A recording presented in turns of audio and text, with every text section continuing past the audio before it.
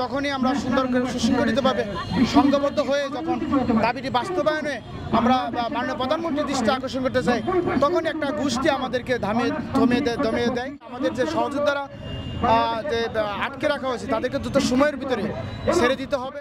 কোনো রকমের পথরুদ্ধ করা বা জনগণের কষ্ট দেওয়া বা প্রশাসনের বিরুদ্ধে গিয়ে কোনো কিছু করা, এই কাজগুলোর সাথে আমরা সম্পৃক্ত। আমরা শুধু আমাদের দাবিটি সংশ্লিষ্ট মহলকে জানানোর জন্যই মূলত আমরা রাজপথে আমরা যুক্তিকতা তুলে ধরার চেষ্টা করি। তো এমন অবস্থায় আজকে আমরা একটা চূড়ান্ত শিক্ষার্থী সমাবেশ ডাকছিলাম। সেই সমাবেশ থেকে আপনারা জানেন যে আমরা একটা মাননীয় প্রধানমন্ত্রী বরাবরে আমরা একটা দাবি নিয়ে পদযাত্রা করি।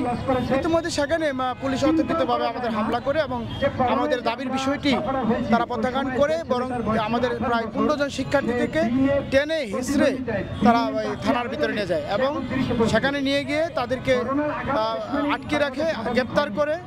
আমরা এই শিক্ষার্থী যে আছে এদেরকে নানা রকমের তারা টর্চার করে বিদায়। অনেক শিক্ষার্থী ইতিমধ্যে আমাদের হসপিটালে। পাশাপাশি আমাদের যে এই যে একটা নৈতিক দাবি ছিল, সেই দাবিটি তারা সহযোগিতা করবে বলে আমরা অনুনয় বিনয় করেছি, হাত জোড় করেছি। পুলিশ জনগণের বন্ধু তারা আমাদেরকে সামনে সহযোগিতা করবে। আজকে যে কাজটি করেছে সেটা অত্যন্ত নিন্দনীয়।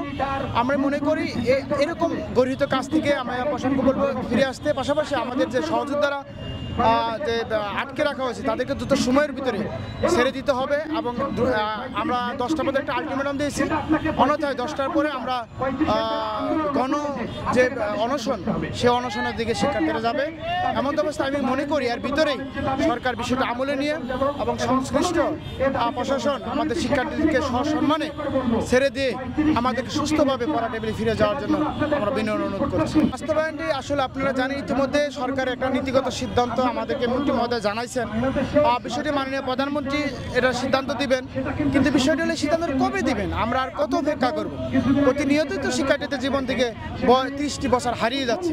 তো আমরা মনে করি আমরা যারা দীর্ঘদিন আন্দোলনের সাথে সম্পৃক্ত আছি, যদি মাননীয় প্রধানমন্ত্রী আমাদের আবেদনটি গ্রহণ করে যদি দ্রুত সময়ের ভিতরে একটা প্রজ্ঞাপন বা একটা সুরাহা করে দেয়, তাহলে হয়তো বা আমরা পুনরায় আবার পড়া টেবিলে ফিরে যেতে পারবো।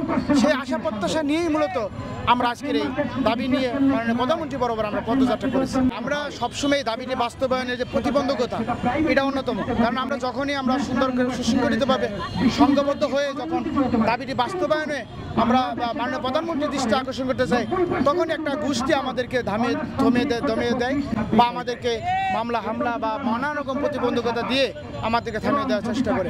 কিন্তু আমরা মনে করি দাবিটি যেহেতু যৌক্তিক এবং দাবিটি যেহেতু নীতিগত সিদ্ধান্ত রয়েছে, আর যত প্রতিবন্ধকতা আসুক না কেন, আমরা শিক্ষার্থীরা দাবি বাস্তবায়ন না করা পর্যন্ত আমরা করে থাকি। আমরা পরবর্তী 10:30টায় যে সংবাদ সম্মেলন, সেখানে আমরা পরবর্তী যে আলটিমেটাম দিয়েছি তার মধ্যে না হলে পরবর্তী কর্মসূচি ঘোষণা দিব এবং সারা বাংলাদেশের শিক্ষার্থীদেরকে বলবো তাদের নিজ নিজ বিশ্ববিদ্যালয়, কলেজ, জেলা, উপজেলাতে দাবির প্রতি এবং তাদের দ্রুত মুক্তির বিষয়টি নিয়ে যেন তারা মানববন্ধন করে পরবর্তী কর্মসূচিতে সংবাদ সম্মেলনে আমরা বিষয়টি জানিয়ে দেওয়া হবে।